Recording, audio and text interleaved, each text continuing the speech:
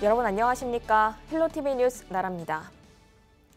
얼마 전이 8.15 광복절이었는데요. 매년 이맘때면 일제시대 항일 독립운동이 다시 관심을 받습니다.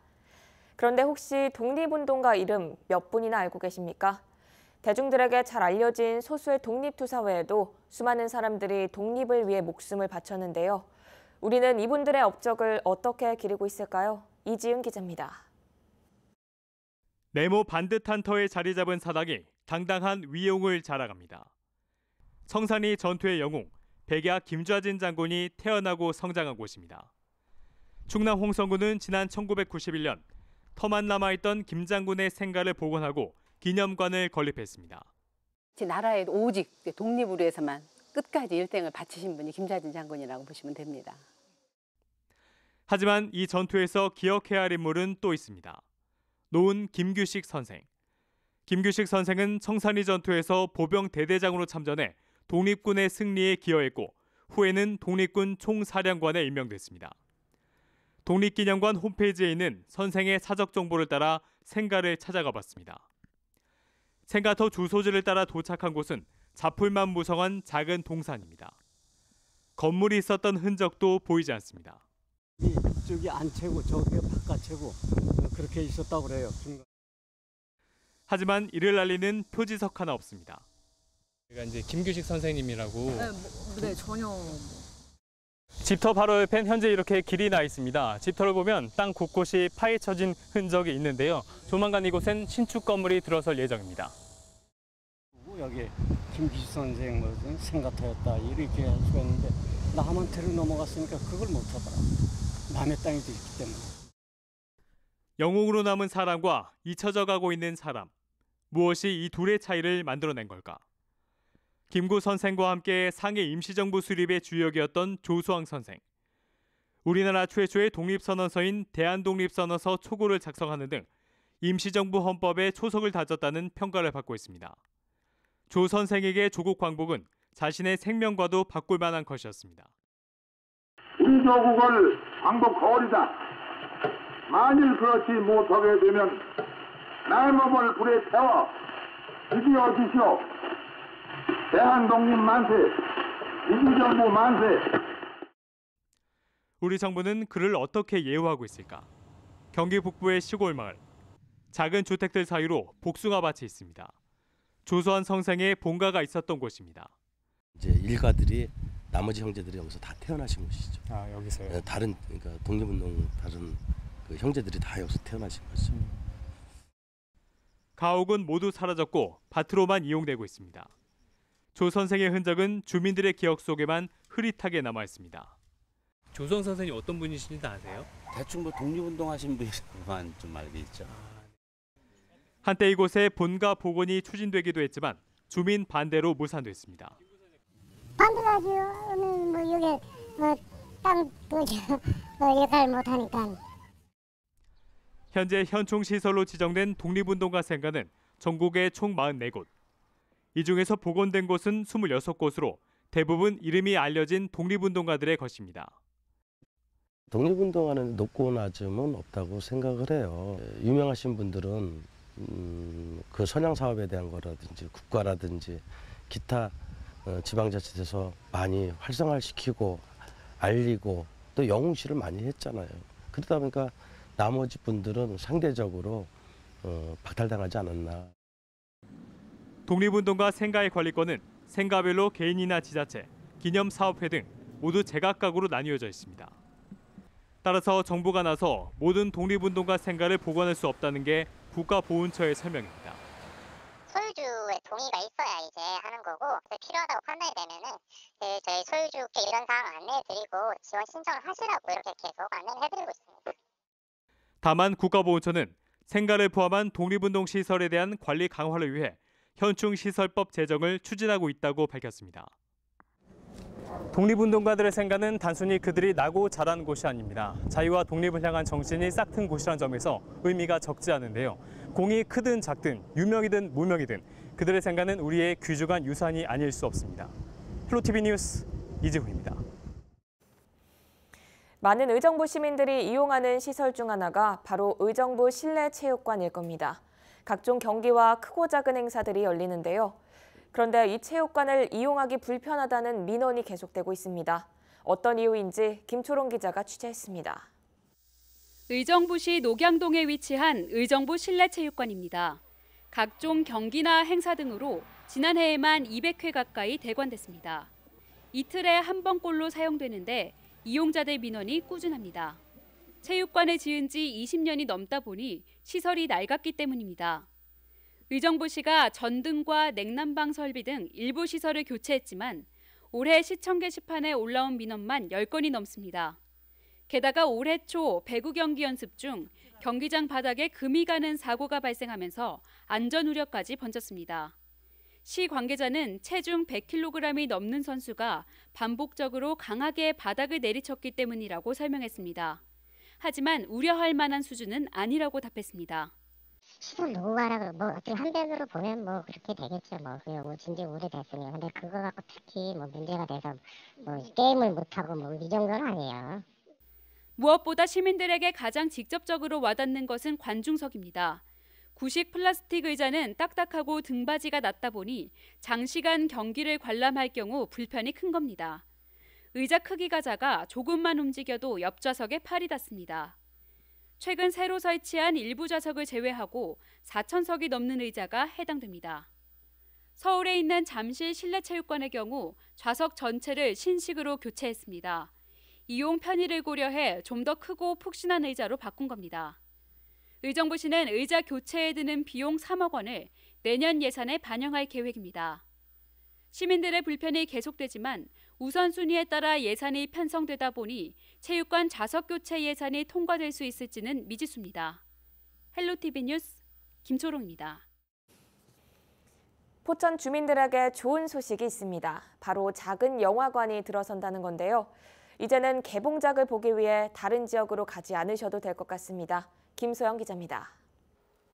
인구 14만여 명이 살고 있는 포천. 하지만 포천에는 영화관이 단 한 곳도 없습니다. 바누아라트홀에서 영화가 상영되고 있지만 최근 개봉한 영화를 보기는 쉽지 않습니다. 포천 시민들은 영화를 보려면 인근 철원이나 의정부, 양주로 가야 합니다. 하지만 올해 말이면 사정이 달라집니다. 영화 전용 상영관이 개관을 앞두고 있기 때문입니다. 지역의 또 다른 이런 문화를 통해서 영문면이라는 지역이 이런 그 북부 지역의 읍면 단위 중에서 다시 한번 새로운 문화의 거점을 하는 자리다 이렇게 생각하시면 되겠습니다. 영화관의 이름은 작은 영화관. 포천시 영북면 운천리에 들어서는 이 작은 영화관은 지상 4층 규모로 2개의 상영관에 좌석 수는 약 100여 석입니다. 운영은 작은 영화관 사회적 협동조합이 맡았습니다.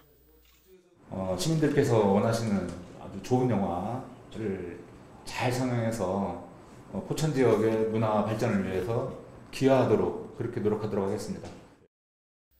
작은 영화관의 관람 비용은 일반 영화관의 60-70% 수준입니다. 저렴한 관람료와 최신 개봉 영화를 포천에서 볼 수 있다는 것에 주민들의 기대감은 그 어느 때보다 큽니다.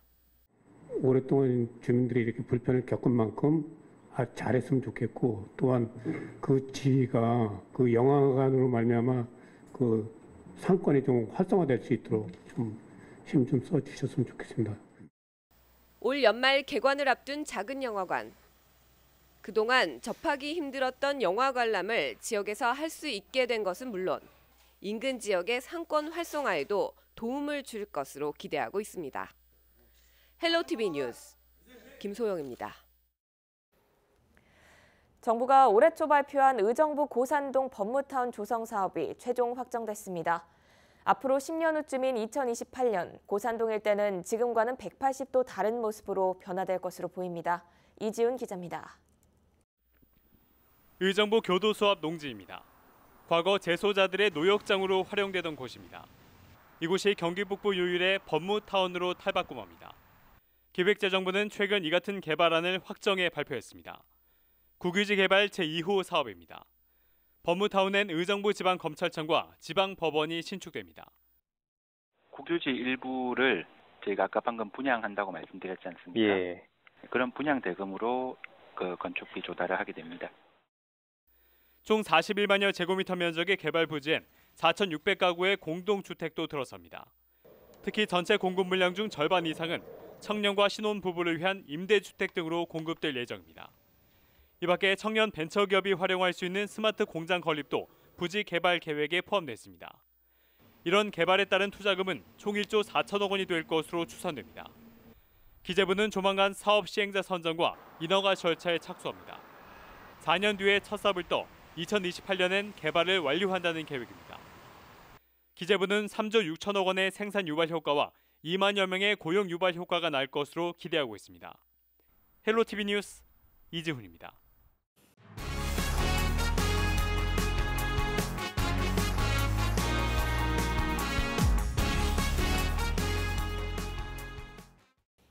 제11회 DMZ 국제 다큐멘터리 영화제가 다음 달인 9월 20일 개막합니다. 본격적인 출범을 알리며 새로운 도약과 변화를 예고했는데요. 올해는 영화제의 정체성을 강화하고 산업 활성화에도 기여하겠다고 밝혔습니다. 최창순 기자입니다. 제11회 DMZ 국제 다큐멘터리 영화제가 오는 9월 20일부터 27일까지 경기도 고양시와 파주시 일대에서 진행됩니다. 8일 동안 46개국 150편의 다큐멘터리 영화가 경쟁과 비경쟁 부문으로 나뉘어 상영됩니다. 올해 개막작은 박소영 감독의 사막을 건너 호수를 지나가 선정됐습니다. 목포에서 베를린까지 청년들의 여행기를 통해 평화의 의미를 생각하게 만드는 작품입니다. 100년 전 이제 만주와 연해주를 넘나들면서 주 활동 무대로 삼았던 그 독립운동가들의 흔적을 따라서 여행을 하기도 하고. 올해는 한국 다큐멘터리의 성장이 두드러집니다. 지난해에 비해 상영작 수가 2배로 늘어났고 한국 사회의 다양한 면을 포착해낸 수작들이 안정적인 완성도를 자랑합니다. DMZ 인더스트리를 신설해 아시아 다큐멘터리의 사업과 제작 활성화를 위해 제작 지원 프로그램을 제공합니다. 다큐멘터리에 대한 관심을 높이기 위한 관객 프로그램도 풍성합니다. 유명 인사와 함께하는 강연과 토크, 관객 편의 원스톱 공간, 야외에서 즐길 수 있는 상영관도 진행합니다. 담대하게 다음을 준비할 것이며 거칠 것 없이 자유롭게 비상하겠습니다. 이러한 상상이 저희들만의 것이 아니라 함께 의미 있고 아름다운 여정이 될 수 있도록 동행해 주시기 바랍니다. 영화제 개막식은 파주 임진강 망매단 앞 야외 특설 무대에서 9월 20일에 열립니다. 이어 메가박스 백석과 고향 벨라스타, 파주 롯데아울렛 롯데시네마 등 주 상영관에서 다양한 특별 기획과 부대 행사가 27일까지 펼쳐집니다. 경기슈TV 최창순입니다. 지속적인 교류는 평화의 씨앗이 될 수 있죠. 경기도가 북한, 더 나아가 동북아 농업협력 네트워크를 강화하기 위해 러시아 연해주에서 국제 컨퍼런스를 열었습니다. 김태희 기자가 취재했습니다. 북한의 산림 녹화를 위한 개풍 양묘장 조성부터 평양 당국리 농촌 현대화 사업, 황해북도 농자재 지원까지 북한과 다양한 농업교류 협력을 이어온 경기도. 경기도가 추후 남북 농업협력을 더 강화하기 위해 러시아 연해주 우스리스크에서 컨퍼런스를 열었습니다. 컨퍼런스에는 이화영 평화부지사, 이치범 동북아 평화경제협회 이사장, 브론즈 러시아 연해주 정부 농업국장 등 한국과 러시아, 중국, 일본의 농촌 농업개발 전문가 40여 명이 참여했습니다. 이 자리에서 남북교류가 활발히 이뤄질 경우 경기도와 북한의 농업을 연계할 수 있는 방안이 논의됐습니다. 또 중국과 러시아에서 북한과 농업협력 사업 추진의 기반을 마련할 수 있는 방법에 대한 다양한 의견이 오갔습니다. 북측이 굉장히 적극적으로 협력의 의지를 갖고 있다는 것이죠. 관계가 조금만 더 개선되어지면 아주 빠른 속도로 남북 병협이 이루어지지 않을까 이런 생각이 듭니다. 그런 측면에서는 이곳 연해주가 무엇보다도 굉장히 중요한 곳입니다. 경기도는 컨퍼런스에서 논의된 결과가 북한과 실질적인 농업협력 사업으로 연결되도록 남북 중러 네트워크를 활성화하는 데 힘쓸 계획입니다. 경기주TV 김태희입니다. 경기도교육청이 학부모와 경기도민을 대상으로 일본 과거사 교육에 관한 설문조사를 진행했습니다. 10명 중 8명은 교육과정에서 일본 과거사 교육 확대가 필요하다고 답했습니다. 김소영 기자입니다. 경기도교육청이 경기도민 1,100명을 대상으로 역사적 사건을 물었습니다. 도민의 72.1%가 3.1운동을 꼽았습니다. 다음으로 5.18 민주화운동, 4.19 혁명 순이었습니다. 가장 우선적으로 교육해야 할 사건에도 68%가 3.1운동이라고 답했습니다. 위안부 문제와 강제징용 노동자 배상 문제 등 일본 과거사에 대한 학교 교육 확대에 대한 물음에는 필요하다는 답변이 88.3%, 필요하지 않다는 답변이 10.3%로 나타났습니다. 이어서 학생들이 일본 과거사 사과 요구와 일본 제품 불매운동 참여에 대한 의견을 물었더니 79.9%가 찬성한다고 답했고 16.9%가 반대한다고 답했습니다. 경기도교육청은 이번 조사를 바탕으로 사회적 이슈나 정치적 사안에 대해 학생들이 주체적인 판단을 내릴 수 있도록 근현대사 교육을 강화할 계획입니다. 또 학생들이 바른 역사관을 가질 수 있도록 역사 교육을 강화하고 다양한 프로그램을 개발하겠다고 밝혔습니다. 이번 여론조사는 경기도교육청이 여론조사기관 한국사회여론연구소에 의뢰해 지난 5일과 6일 도내 19세 이상 성인 남녀 1,100명을 대상으로 실시했습니다. 표본 오차는 95%, 신뢰 수준 플러스 마이너스 3.0%포인트, 응답률은 7.4%고 그 밖의 사항은 경기도교육청 홈페이지를 참조하면 됩니다. 헬로티비 뉴스 김소영입니다. 일본 제품 불매운동이 확산된 지 한 달하고 보름가량이 됐습니다. 일본 여행을 가지 말자는 분위기도 확산되고 있는데요. 부산에서 배를 타고 일본으로 간 관광객이 7월 한 달 동안만 작년보다 4만 명 가까이 줄었습니다. 19일부터는 대마도로 오가는 일부 항로 여객선 운항이 중단됐습니다. 안수민 기자의 보도입니다. 일본행 배편이 전부인 부산항 국제여객터미널. 여행 성수기지만 출국장이 텅 비었습니다. 한 달 전에도 승객이 줄었다 했지만 지금은 그야말로 개점 휴업 상태입니다. 일본 여행을 외면하는 분위기 속에 대마도 2개 국제항구 중 하나인 이즈하라항 뱃길은 19일부로 전부 끊겼습니다. 대마도행 여객선 승선권을 판매하는 해운 회사들의 발급 창구는 이처럼 아예 문을 닫아버린 모습을 보실 수 있습니다. 이즈하라는 일단 9월 말쯤에 넘는다고 돼 있어요. 몇 퍼센트나 이렇게 말씀드리면 좀 부럽고 또 이전보다는 좀 많이 줄어들었어요. 일부 노선에선 파격 특가 상품도 나왔지만 판매 부진이 이어지고 있는 상황. 다른 노선도 언제 중단될지 알 수 없습니다. 지금 7일달까지는 전년 대비 한 30%에서 35% 나왔었는데 8일달 이제 곧 제가 볼 때는 70-80%. 사실상 관광객이 손님의 전부인 여객터미널 상점들은 폐점 상태나 마찬가지입니다. 반토막난 매출에 폐업 수순을 밟고 있는 상점도 있습니다. 중국자 중대는 보통 한 2,000명 정도 돼요. 요새는 한 500명. 그래서 지금 다 내놨어요.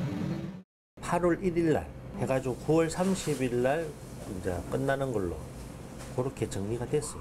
이렇게 운행을 해봤자 임대료를 맞추기가 일단은 힘들고 그 다음에 평일 알바들 빨리 다 보냈고.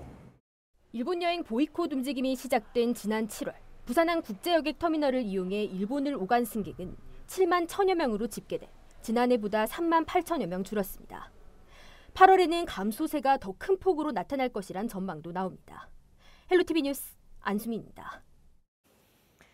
경기도 특별사법경찰단은 추석 명절을 맞아 도내 추석 성수식품 제조 판매 업체를 집중 조사합니다. 도특사경은 이달 19일부터 30일까지 한우 등 명절에 수요가 급증하는 식품 제조 판매 업소를 대상으로 식품 안전과 위생 상태 등을 수사합니다. 불법 행위 적발 시 해당 제품을 압류하거나 유통을 차단할 방침입니다.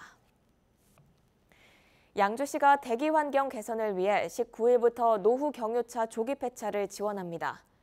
지원 대상은 배출가스 5등급 경유 자동차 등으로 차량 중량에 따라 최대 3천만 원까지 지원합니다. 사업 신청은 한국자동차 환경협회를 통해 가능합니다. 이상으로 뉴스를 마칩니다. 저희는 언제나 지역 주민 여러분 곁에 있겠습니다. 함께해 주신 여러분 고맙습니다.